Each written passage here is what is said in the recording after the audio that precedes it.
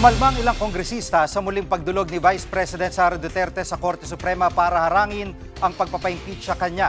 Live mula sa Davao City, nangunguna sa balita si News 5 Mindanao correspondent Bril Montalvo. Bril, una sa lahat, ano bang laman ng inihaing petisyon ng kampo ni VP Sara sa Supreme Court?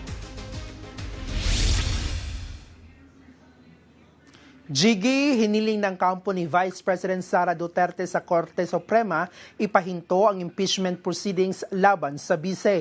Giit ng legal team ni VP Sara, inabuso ng Kamara ang kapangyarihan nito. Labag daw sa saligang batas ang pag-refer ng mga reklamo sa House Committee on Justice nang hindi dumadaan sa plenaryo. Tinutulan din ng kampo ni VP Sara ang anilay mini trial na ginawa ng komite. Nagiging fishing expedition daw ito at maituturing na pang-aabuso sa kapangyarihan ng Kamara. Matapos maghain ng petisyon ng kampo ni VP Sara, pinakokomento na ng Korte Suprema ang mga respondent nito, kabilang sina House Speaker Bogie D, Representative Jervil Luistro, Senate President Tito Soto at mga naghain ng impeachment complaints. Jiggy. At anong mga reaksyon ng mga congressman dito sa petisyon ni VP Sara?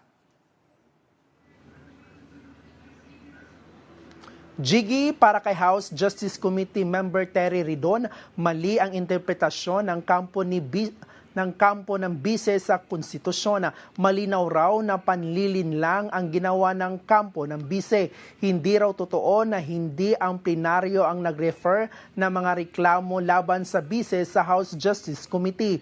Nangyari raw ang referral noong February 23. Wala rin daw paglabag sa one-year bar rule o yung patakaran ng isang beses lang pwedeng mag-initiate ng impeachment proceedings laban sa parehong opisyal sa loob ng isang taon. Hindi raw patitinag ang komite sa inihaing petisyon ni VP Sara sa Korte Suprema at itutuloy pa rin ang impeachment proceedings. Buwelta naman ni ML Party List Representative Laila de Lima, baka raw akala ni VP Sara ang SC ay Sara's Court na pwede niyang takbuhan para takasan ang pananagutan. Maging si Akbayan Representative Percy Sindanya, binatikos ang pagdulog ni VP Sara sa Korte Suprema. Pakinggan natin ito. Ang Vice President nagipit sa Supreme Court talaga kumakapit. Confirmed. Wala talaga siyang balak harapin itong kaso na kinahaharap niya ngayon dito sa impeachment sa House of Representatives. Alam natin na talagang desperado na sila, natatakot na lumabas ang ebidensya, natatakot na lumabas ang katotohanan. At Bril, nagkaroon ka ba ng pagkakataon na makausap si VP Sara tungkol dito?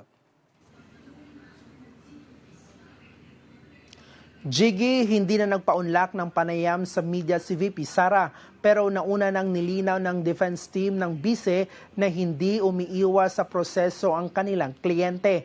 Layon daw ng petisyon na siguraduhing sumusunod sa saligang batas ang Kamara. Yan muna ang latest. Balik sa iyo, Jiggy. Yan ang ulat ni Bril Montalvo live mula sa Davao City. Mga kapatid, Jiggy Manikad po. Pagdating sa mahalagang balita sa loob at labas ng bansa, dapat una sa lahat, mag-follow at mag-subscribe na sa social media pages ng News 5.